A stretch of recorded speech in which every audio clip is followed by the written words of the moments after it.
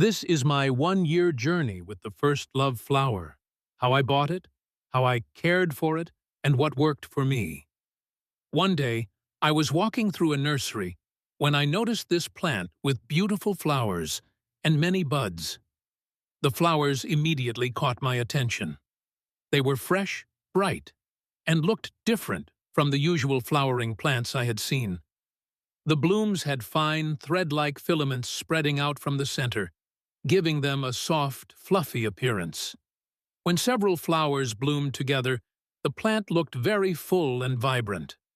I didn't know the name of the plant, so I asked the nursery gardener. Even he wasn't sure. He checked with someone else, and when they told me the name, First Love Flower, I liked it instantly. The name stayed with me. I immediately decided to buy it. I specifically selected a plant that had lots of buds because I wanted it to bloom at my home. I didn't want to buy one that already had many fully opened flowers. I wanted to experience the blooming phase myself. After bringing it home, I did a little research about the plant. I came to know that this flower is also called Golden Penda, and its botanical name is Xanthostemon chrysanthus. After that, I did not transplant it immediately. Many times, when we buy a new plant, we repot it the same day, but I allowed it to stay in the original nursery pot so it could adjust to the new environment without additional stress. Within a couple of days, the buds started opening.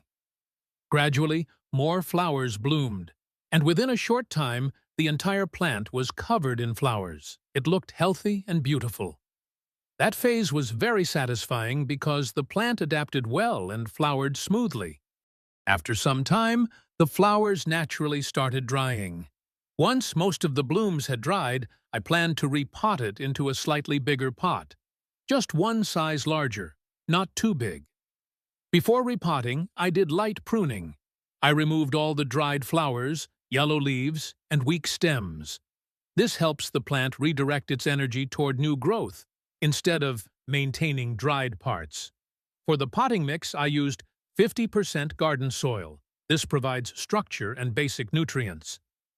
20% cocopeat. It improves moisture retention and keeps the soil light. 20% compost. This adds organic nutrients needed for healthy growth and flowering. 10% perlite. It improves drainage and prevents the soil from becoming compact. This combination creates a well-draining yet nutrient-rich soil mix, which is important for flowering plants. I also ensured proper drainage holes at the bottom of the pot. One thing I observed was that the stems of this plant are not very strong. As it grows and produces flowers, the stems tend to bend, so I added small sticks to provide support. This helped the plant stay upright and prevented damage.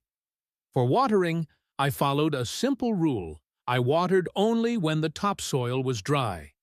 I did not follow a fixed schedule. Sometimes it needed water every 2 to 3 days, and sometimes later, depending on the weather. Once every 15 days, I gently loosened the top layer of soil. This improves aeration and prevents the soil from becoming hard and compact. During the growing season, I applied liquid fertilizer a couple of times. I avoided over-fertilizing and used a balanced liquid feed to support both growth and flowering. Before winter, I removed the top 2 to 3 inches of soil and replaced it with fresh soil mixed with compost. This helps replenish nutrients without disturbing the root system deeply. After that, I waited for the next flowering season. And the plant did not disappoint me. This year again, it flowered beautifully. In fact, it looked even healthier and fuller compared to the first year.